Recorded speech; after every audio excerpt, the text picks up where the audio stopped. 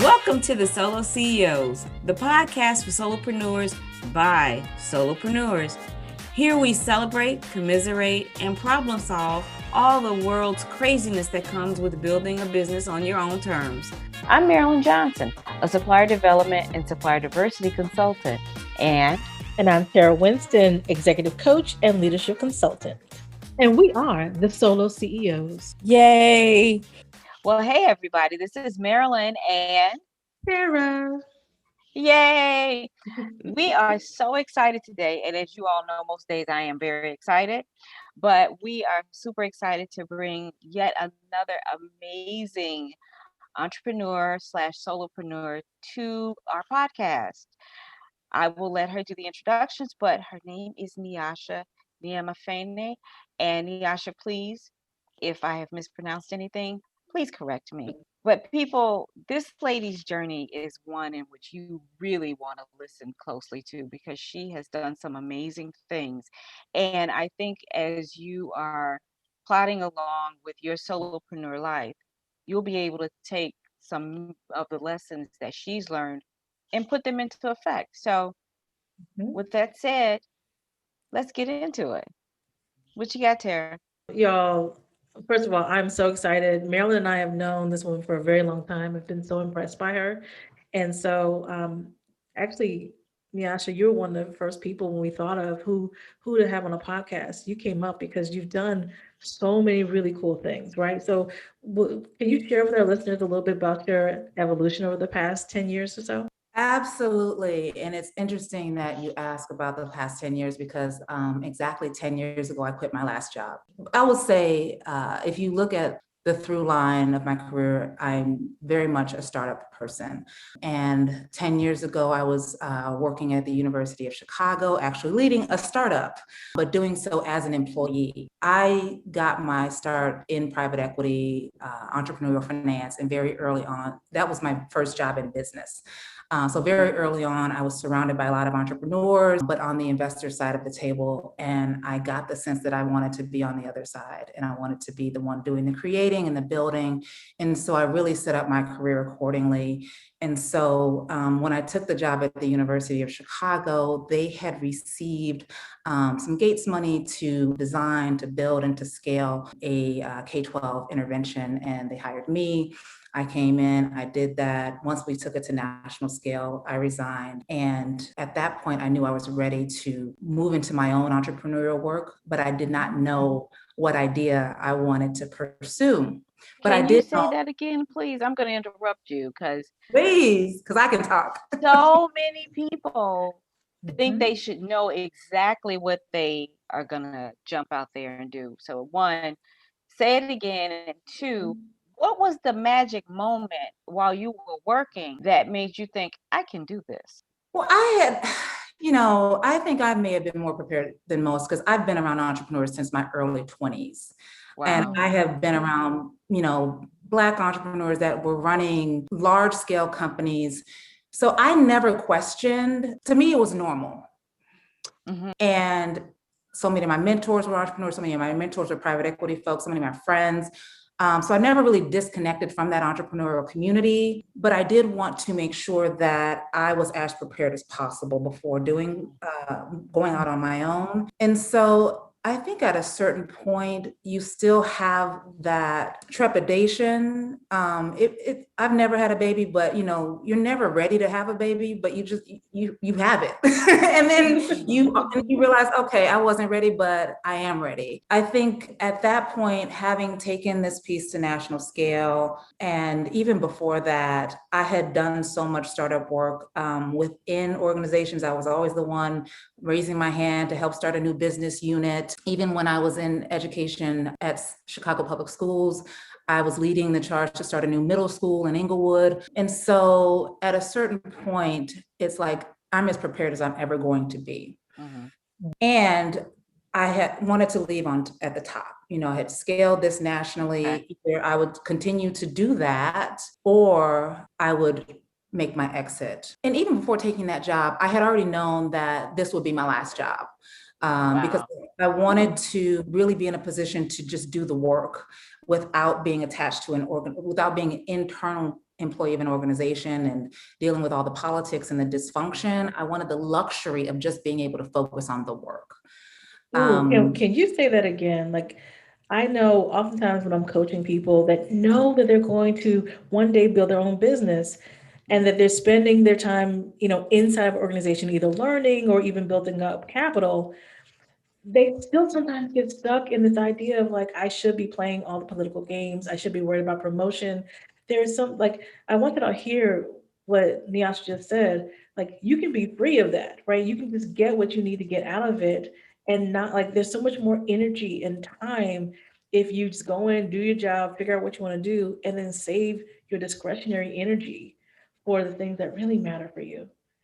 Yes. And as a consultant, you're able to play politics from a different position. You're on the other side of the table, but you're still a part of that team. So you're an outsider insider. And so you're able to build those relationships that will benefit you on a going forward basis, from as an external actor who has internal access.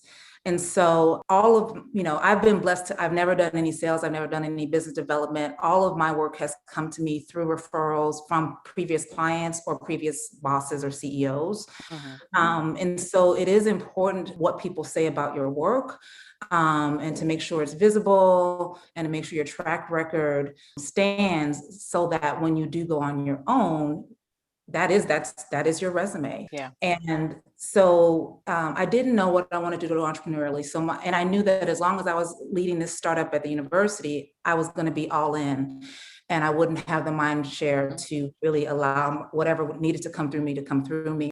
So my goal was so I used solopreneurship, and I didn't know that word before you shared that concept. It's pretty new in the game. But now I'm like, oh, that's what I was doing. I used solopreneurship as my bridge. And so my goal was to get one client that would replace my salary at a minimum, and use that as an opportunity to get away from being a full-time employee and to have more flexibility and autonomy, to be able to let the entrepreneurial chapter emerge. What's interesting is and the way that client came to me while I was on sabbatical. It was a $15 billion hedge fund that reached out to me. That client came through my former CEO from my last job. So it was important that relationship was intact, and that my work was such that when my former CEO got asked by this hedge fund, my name was the first name he mentioned.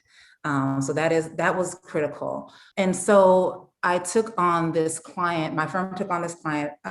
Interestingly enough, they hired us to do a startup. Can't get away from it. Exactly. And so, the project was to create a financial education solution, centered around a curriculum, and then to scale that. And so that's what we did. I was with that client about 5-6 years, and then stayed on in an advisory capacity for another 1.5 years. And around the same time, my entrepreneurial work did emerge. So I was building these 2 startups at the same time. That was tough. Yeah, because how does it feel? I know you was talking about how you were able to have the benefits of working within an organization without being a full-time employee. But as a consultant, how did it feel being there for so long? Did you feel like some of the lines were kind of blurred? It was very difficult to leave. The lines were blurred very early on. Very early on, my client said, can you just stop telling people you're a consultant? That's kind of confusing to people. I had an office at the client site that I could use whenever I wanted to come in. I had an email address, I had business cards. Oh, wow. I had a title. And so the lines were very blurred from day one, but it was serving the purpose. It was. And again, I only had one client. So it wasn't like I was trying to juggle this consulting business that I was trying to grow. This was, kind of a job. And so I didn't mind the lines being blurred, because that allowed me to get the benefits of becoming a part of that organization's community, but still kind of get to go home. Okay. So I could come to the holiday Christmas party, but I didn't have to come to the weekly staff meeting. And I could represent the organization. So it was kind of the best of both worlds because I had such a great client. That's great. Now I have, you do have to choose your clients carefully. Mm-hmm. And that client was well capitalized and so committed to the work and committed to being the best. And so I felt like I was able to do justice to the work. They understood that they needed me to do this. And so they allowed me to just go full out. Whereas, being in other organizations as an employee, you always felt like you knew what the work needed, but there were always these barriers to fully, doing justice to the work. I felt like I could do justice to the work, maybe in a way that I might not have been able to had I been an employee of that client organization. They just let me do. So every contract they said, tell us what needs to happen next and tell us how much it's going to cost. Oh, we like those kind of clients. We love those clients, right? So, okay, so now you're doing this really kind of important and valuable work. You're being appreciated. You going to the Christmas party and not having to go to the meetings. I mean, it's a nice gig. So now you get your idea, right? How do you know? I think there's a mystery around people who are looking for an idea. How do you know that the idea is the idea and not one of the many ideas that are in your notebook somewhere as you're developing it? Because now you have something to lose, right? Because you could be spending your energy, on this other thing. How did you know it was the idea? Well, that gets into an interesting journey because the idea that actually came to fruition was not like any of the ideas in my notebook. It wasn't in my notebook. It would have never even made it into my notebook. And it is absolutely a calling. And so I always used to say, it chose me. I would never have chosen it. I would have never even thought of it. And so when I initially started so we've created a brand called Gospel Run. It's a consumer brand focused on health promotion. But and we started with the 5K race. And so when I started that company, I thought I was starting a race company with a portfolio of races. And once I started down the road of just a pilot, and all this was happening while I was still solopreneuring. Mm-hmm. So I was doing the design work, I did all the research, and it was to the point where we just needed to pilot. And once we started that pilot, it just took over. The community took it over and it just ignited. But that I was still solopreneuring. And by the way, I participated in the gospel run through the church. T-shirt and all. It was so well organized. A lot of fun.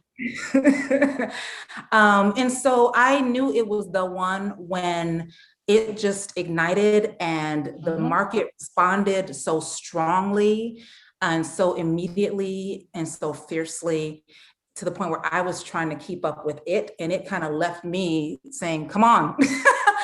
And so it got to the point where it was very clear. And I had a very clear sense that so many things were happening, that Providence was involved, that I knew that this was what I was supposed to be doing, regardless of the outcome. But Nyasha, with that, I think what's important too is you did your homework because you're very smart in identifying that market. Yes.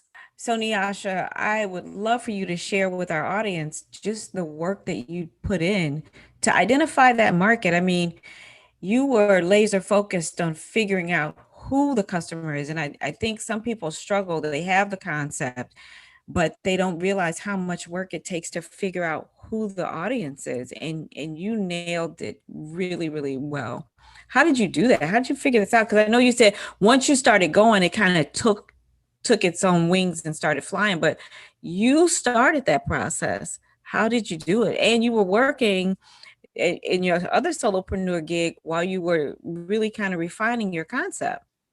Having worked in the investment space, having been a banker, I was used to how to research industries, and I had been a customer, of the race industry. And so It was something that was very special to me. I launched the first gospel run 10 years after I ran my first marathon.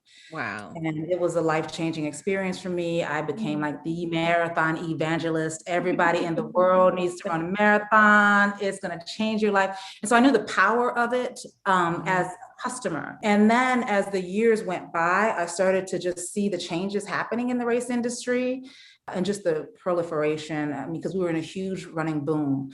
And so as a runner, I saw that as a customer.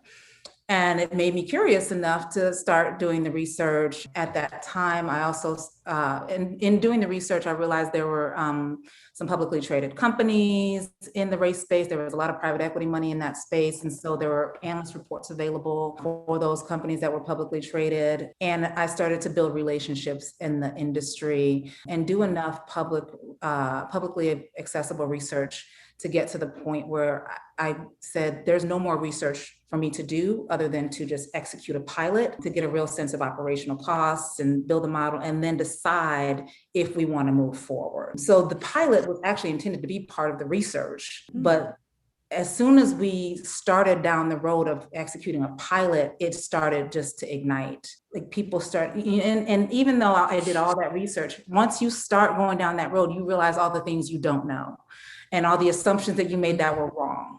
Literally, people just started showing up. Vendors started showing up, refusing to charge us. It was so clear that this was something bigger was happening. You know, I didn't know because it was intended to be truly, I'm a huge believer in pilots. This was truly intended to be a pilot. And I guess what the pilot taught us was that, yes, there's demand for this. Right. Yes, this really, really resonates. And people want more of this. And so I guess that's what really proved it out, was that first pilot. But I was fully prepared to get through that pilot and say, okay, it's a no-go. Oh, really?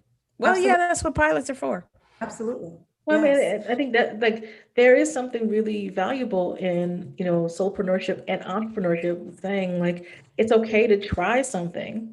Yes. And then learn from that trial. I think a lot of people get so stuck on the idea of failure that that's like, versus looking at it as a way of learning and refining and growing. And if, you know, sometimes if it doesn't work, it's not the right answer. It's not the right target. It's not the right time, but it has nothing to do necessarily about you, right?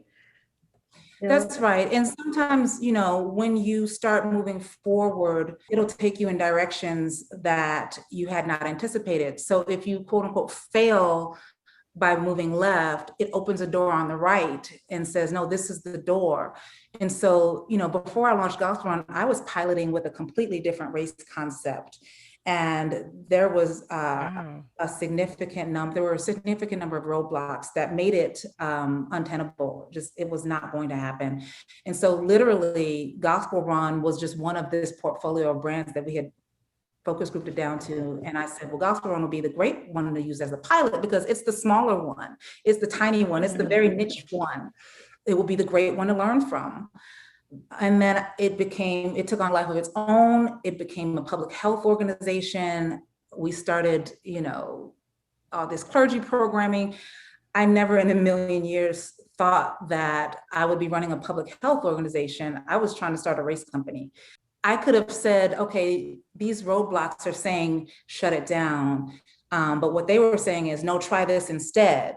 That was it showing me where to go next. And then it opened up this whole new space that I never anticipated going, and about which I had never done any research. I didn't know what public health was. I didn't know any public health people.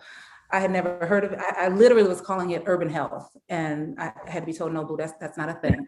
it's public health. Now everyone is talking about public health. But back then I was just like, what? But how organic was that? And I think it's important for people to understand that sometimes the direction you end up going, it's never planned. And you just have to kind of listen to the universe and look at your market, see what's going on, and be open, because Tara and I have seen people where they have a concept and they're not willing to budge and not really listen to what's going on. And I mean, Nyasha, please tell our audience, just from the first race till now, how many people have participated? Do you know the numbers? I know I got a t-shirt. That is so funny. Okay, so that's one. You got one. Just give us the rest of them now.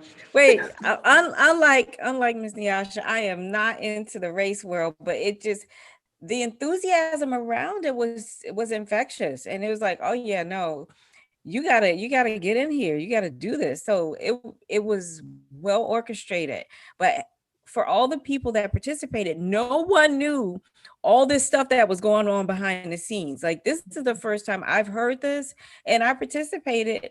And the next year, they couldn't recruit me the next year, but it was a lot of people that it was like every year more and more people started going, and it was just so much fun. It was just this whole environment that was just infectious. Yeah. So you have impacted a lot of people, lady. Absolutely.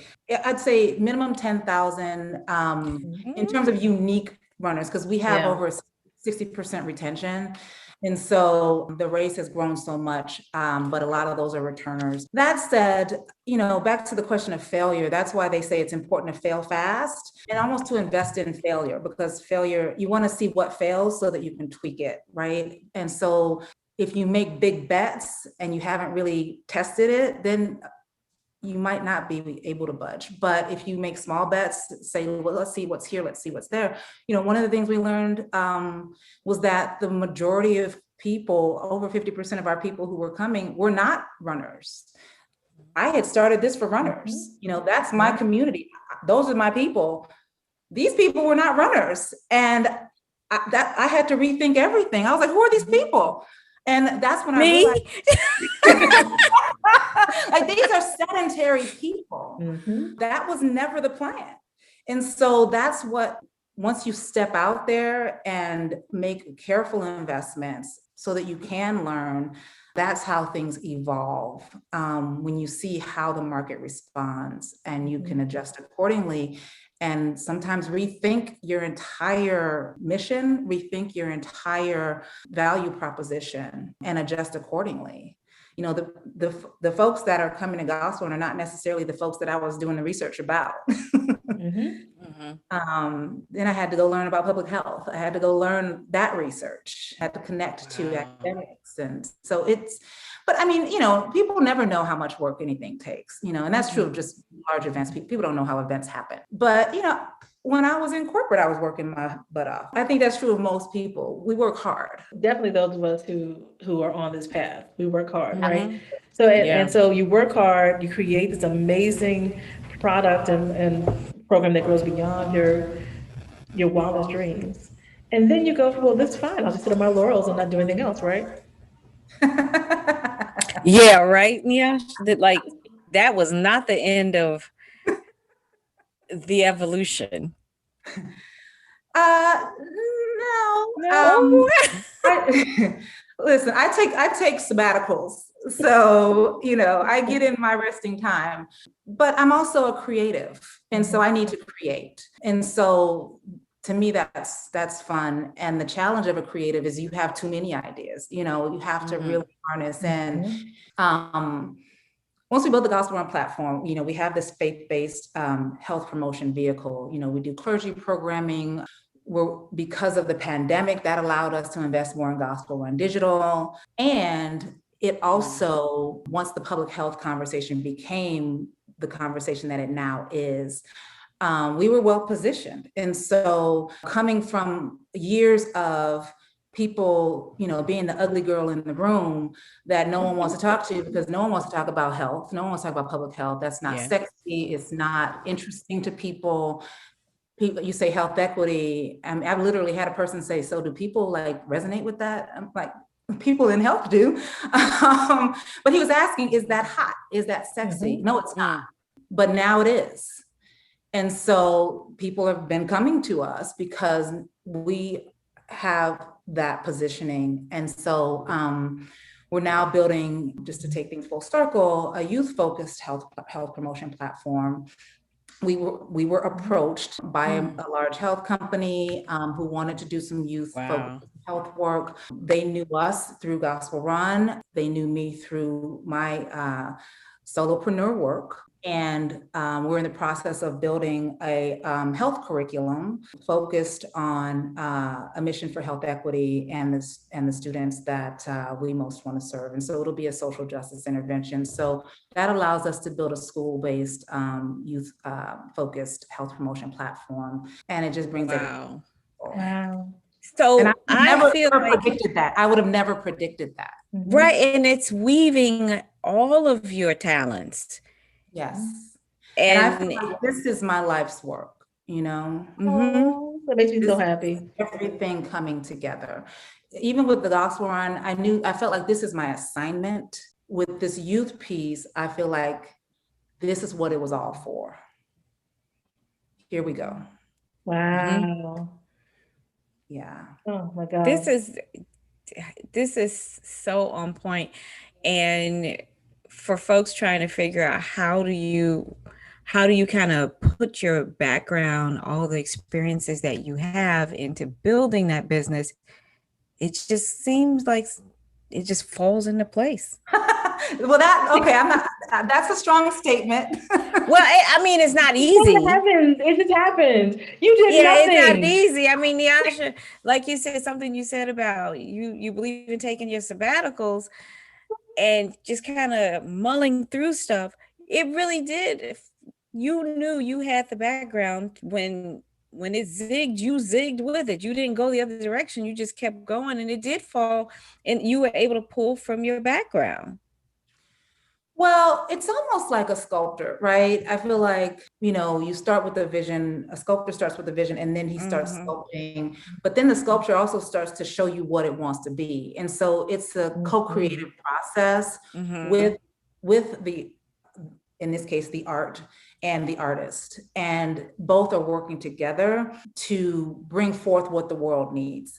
And so it's messy. It's very messy and it is a lot of work and it does require a tremendous amount of risk and a tremendous amount of faith. And once it's at this point, it looks like it all just fell into place. Another way to think about that is maybe my steps were ordered, but I still had to take all those steps. And sometimes I tripped and fell. Sometimes I bruised my knee. Sometimes I got tired. I said, do we really have to take steps today? But I think for me, starting with that dogged intention, when I left my last job, my goal was to figure out what would come from me and then really give it life. And so it's like having a child, that child becomes this great person, but they don't see what that parent had to go through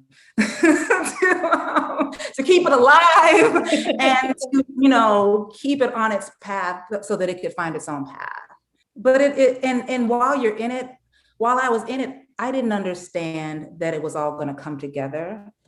I was like, I really didn't understand why God had asked me to do this. It didn't make sense at all to me. At all. But now it makes sense.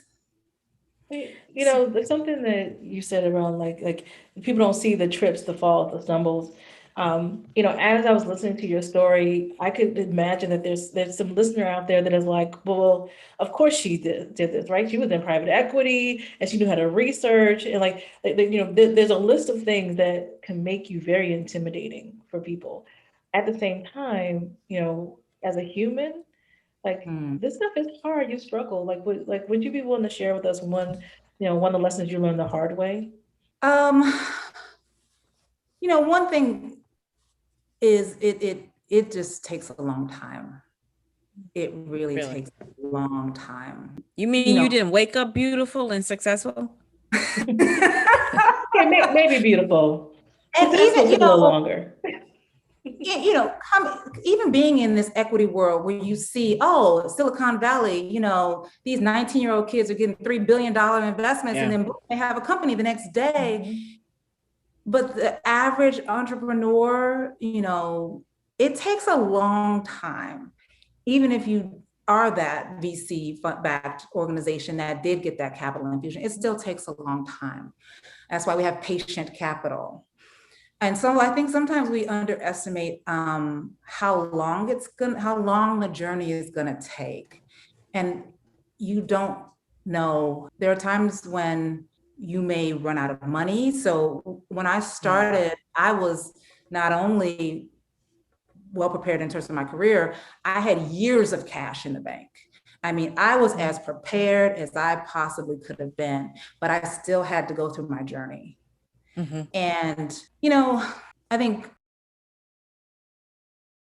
the end product and they're like, that's great. But while you're in it, they don't have that same level of, they don't place that same level of value on what you're doing. And that can be tough.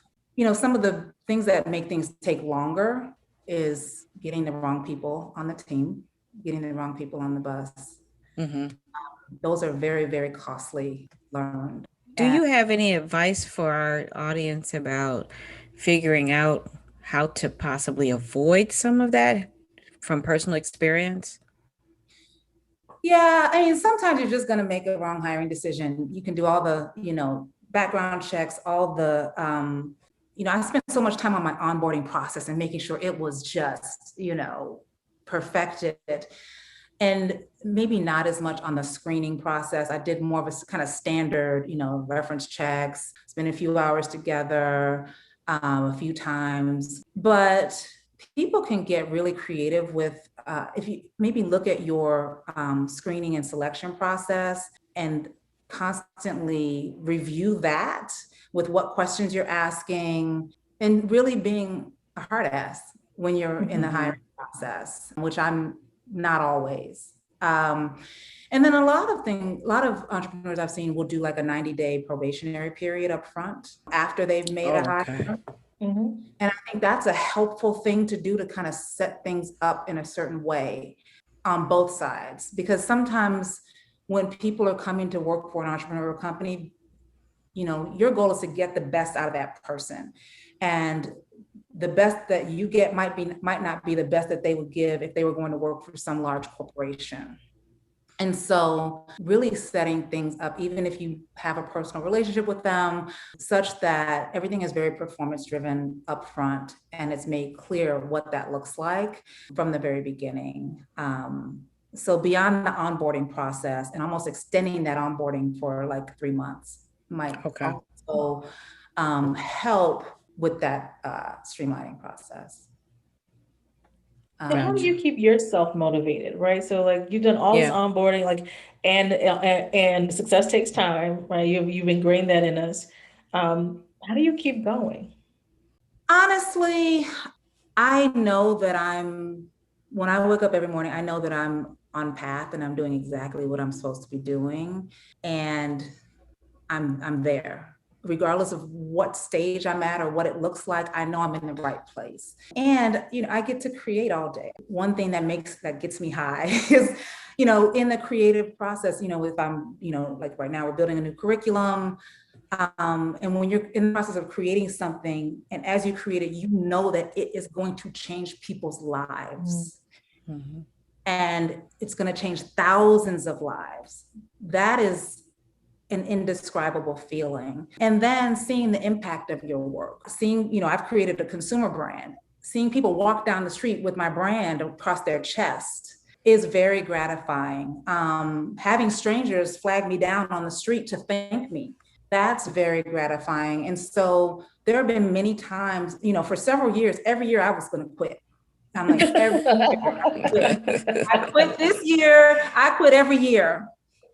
And then I would get either a call from one of our, leaders, or someone would walk past me wearing my brand, or there would be some indicator that the world needs this and they need you to provide this. And it is changing lives. And I'm like, well, doggone it. But I used to want to quit all the time. But what's interesting is that you didn't quit, thank goodness. And you continue to do great work. I mean, really quickly, tell us what's next for you. It's interesting because I used to consider myself like content neutral. I'm a startup person. I'm a project person. And, my life has been create something, put it out there, scale it, go create the next thing, put it out there, scale it. Whereas now I feel like I'm no longer content neutral. Health is my thing. Healing is my thing. This is my domain. And this is probably my life's work. And where I'm going to be. And so it's really just continuing to build out a health platform. Anything next will be a part of that health platform. So right now we're working on the youth-focused work. That's going to take years. Wow. And that's going to be a lot of fun. And then for me, I do want to at some point think about, how to tell my story and how to, I think what I want to do is build a platform that provides tools for people to heal. And so that's all under the health umbrella, but it's also under the personal development umbrella. Transformation, personal transformation is really kind of what I'm about. And just creating, Transcend is that platform to create and launch those brands, those solutions, those tools. Now, Nyasha, you have given us a wealth of information. I mean, Tara, I think this podcast is just filled with just lots of gems. But because I can never ask all the questions, what other piece of advice would you like to share with our audience? Something that we might not have touched on that you think is super critical to just surviving as a solopreneur or an entrepreneur, because you have had quite a journey. There's a great quote, and I wish I knew who said it, but it says, as you grow, your business grows. The meaning behind that is you have to invest in your own growth. And as you invest in your personal growth, not just as a CEO or a leader, but as a human, your business grows. Regardless of how much you scale, you still are your business. It's all coming from you. And so really, I think that's a powerful lever beyond just taking that next negotiation skill class or that next kind of team building class, really studying yourself, studying your own DNA, and working on developing from the inside is going to benefit your business and raise the potential of your business. Tara, I know you like hearing that kind of stuff. It's right up my alley. I'm gonna get myself on the Transcend platform too. That's phenomenal. So, Nyasha, the SoloCEO community, we believe in helping each other, right? And so you have blessed us with so much knowledge. What can we do to support you? I think that we live in a time where there are more resources out there for entrepreneurs than ever before in history. And for those of us who are a little bit more like old school in the game, I think in my mind, like every day there are all these hacks coming out, right? There's new tools, new apps, new software platforms, all these resources for entrepreneurs, but we might not always know about them. So of course you have the Fiverr and the Canva and all of that, but just sharing those resources that will be, productivity hacks, help us increase efficiency, that, the young folks live and breathe, but we may not, because, we came up a different way. Being on top of and sharing those resources, I think is really what it's about. This is a great resource for virtual assistants. This is a great resource for outsourcing PowerPoints. Those resources exist out there. And it's a matter of figuring out how to access them and what the good ones are. That's really what our community is about, is just trying to share that support. And because of that, we want to support you. So how can we do that? How can our listeners better support the things that you're doing? Well, it's interesting because we're going through a huge restructuring right now. So we're kind of quiet. You can follow us on gospelrun.com. We're on all the platforms. We haven't announced our youth focused brand yet, but when that this is insider then. You heard it here first. Breaking news. That's going to be really, really exciting. Then we start out with the school-based market, but build from there because we're building things in a digital space now. And so, I'm on LinkedIn. I will try to do a better job of keeping people updated on what's going on with me. Continue to provide a community like this because it's so important for people to know that there's so many others in this journey and that there's a way to connect to those people. Nice, we can do that. All right, so our last question, because we are working all working our butts off, right? One of our tagline is "My work, my way," and even when we play, yes, I'm curious, how do you play? Play is very, very important. It is. It is, especially when your play has become your work. You have to find new ways to play. So music is really, part of, I always joke that, I started gospel run just so that I could be a DJ. Music is my thing. Dancing, I sing, I get into the studio, I have musicians, we do jam sessions in the studio. Oh, wow. We try to do that on a quarterly basis. So music is big, live events when they come back. But honestly, you can't underestimate the importance of just relationships and investing in relationships with people who nourish your soul, people who build you up, people who just want to love on you, who want you to win, and who those ride or die folks, investing as much time in those relationships as possible. Those are the wind beneath your wings. And also, I cook. My kitchen is my playground. So I'm big on culinary therapy, and taking adventures in the kitchen is a fun way to play for me. Well, you know what? It sounds like you have not only your hands full with all the things you're doing with the gospel run and expanding it, but even in your play, it sounds like you're a busy lady. But you know what? We can find relaxation where we find it. And I have to tell you, I have totally enjoyed listening to you talk about all your different experiences. And I want to thank you for coming and sharing with our audience. I'm sure that people listening to us will go, oh, wow. So these things really can happen. But thank you for being very clear that it wasn't an overnight success. Yes, not at all. This, when you commit your life to mission, get ready for the ride. Okay, that's a hell of a quote. Get ready for the ride. Yes. Nyasha, thank you so much. Listeners, thank you for joining us.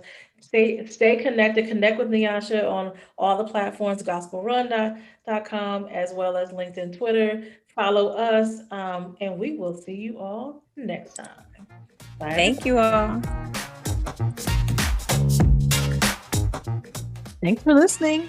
If you enjoyed this episode and you'd like to help support the Solo CEOs, please share this podcast with others, post about it on social media, or leave a rating and review. To catch all the latest, you can follow us on LinkedIn or Instagram at the Solo CEOs, or stop by our website for videos, resources, and other great stuff. Thanks again, and we'll see you next time. Bye. Bye.